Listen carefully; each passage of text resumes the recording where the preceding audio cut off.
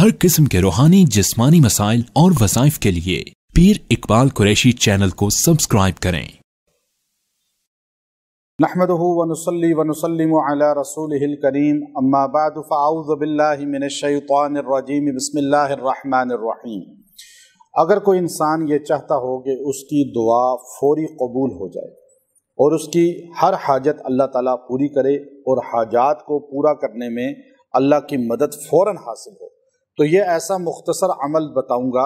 जिससे अल्लाह तबारक व ताला जो है इंसान की हाजात को पूरा फरमाते हैं और इंसान को जो है वो नेमत जो वो मांग रहा है वो लाजमन अता फरमाते हैं। ये आयात कुरानी ऐसी मुजर्रब है कि आपको कोई भी हाजत है, कोई ज़रूरत है, कोई आपकी ख्वाहिश है और जो आपकी फरियाद पूरी नहीं हो रही, जो आप चाह रहे हैं वो नहीं कबूल हो रही बात, तो आप इस अमले मुख्तसर को इख्तियार करें। अल्लाह इसकी बरकत से आपकी हाजात को पूरा फरमाएगा और आपको इसकी बरकत से जो है अल्लाह तबारक व तआला जो है वो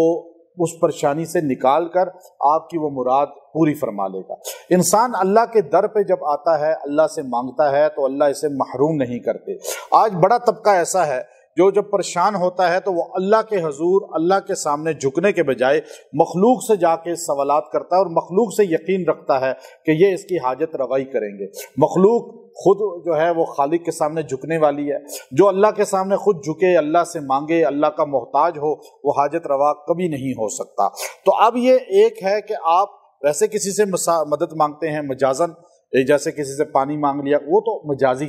लेकिन हकीकी होता है कि इससे मेरी मुराद पूरी हो जाएगी, ये मेरी सुनता है और ये रद्द नहीं करता, इससे बात जो भी मांगी जाए वो मुराद हाजत पूरी हो जाती है। ये यकीन जो है किसी जिंदा मुर्दा के मुतालिक भी रखेंगे तो आपका अकीदा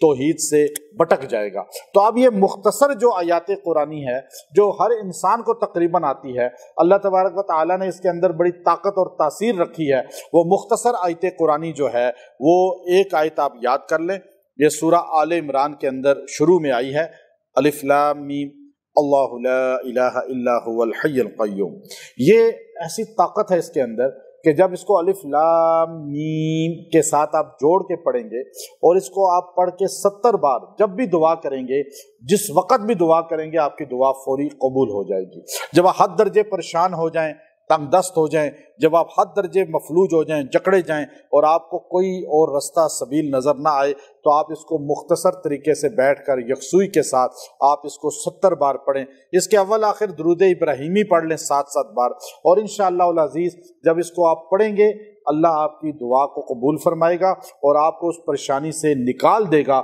जिस परेशानी के अंदर इंसान जब मुब्तला होता है तो इंसान जकड़ा जाता है और अल्लाह और रसूल सल्लल्लाहु अलैहि वसल्लम से भी दूरी आ जाती है, अमाल से भी दूरी आ जाती है। तो ये मुख्तसर अमल जो है इसको 12 मरतबा हमने आजमाया। जिसने भी इस अमल को किया है अल्लाह ने उसको इसके फ़ियूज़ात बरक़ात अता फरमाए हैं और ये ऐसी